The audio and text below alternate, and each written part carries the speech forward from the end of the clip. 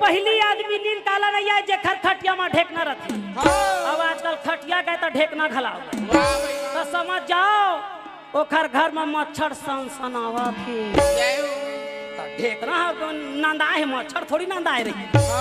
और दूसरा नींद काला नहीं आए जे खर नोनी बाबू बड़े बड़े बाढ़े रथे मोबाइल धर के घूमत रथे तेनो माला नींद नहीं आवे।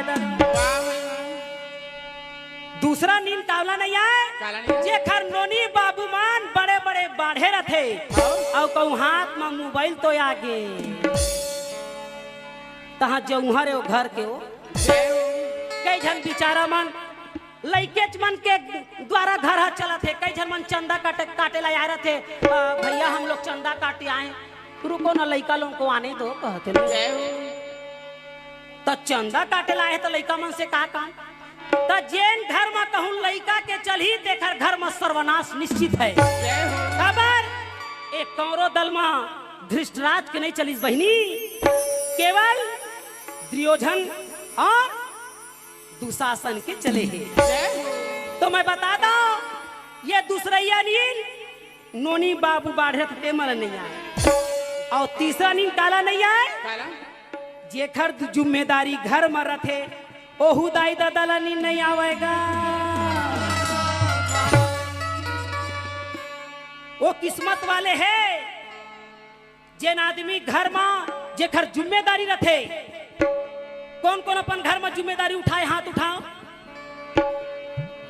जोरदार ताली खरमन के लिए।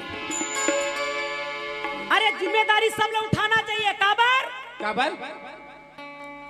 अरे दाई दादा मन हाल लइका ला एकरे पर जान मार रथे कि बुढ़ापा काल में हमर काम ही आवाज काल के लइका दाई ला छोड़ो बाइल धरो रे।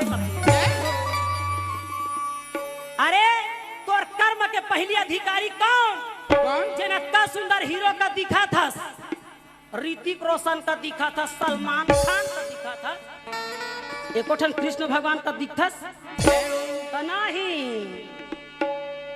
इतना सुंदर जब हीरो का दिखा था तो हीरोइन ला बाहेस ना तेकर पहली अधिकार दाई दादा हरे जेना तो खरोच नहीं आन दे इतना सुंदर बना ही तो वो खर पर जीव नहीं दे और वो 2 मिनट पढ़े बर जा ही ना मोबाइल नंबर लेटर ही था दिल दिया है तो जान भी देंगे कथे ले और वो जनमैया का फुग्गा बेचे जाए तो दाई दादा हो। तीसरा अधिकारी जिम्मेदारी लेना बहुत जरूरी है काबर जेन घर के जिम्मेदारी नहीं लाए ओखर जीवन भर मोक्ष नहीं हुई। एक हर पर जिम्मेदारी लेना चाहिए दाई दादा मन के काबर सावन में बरसाना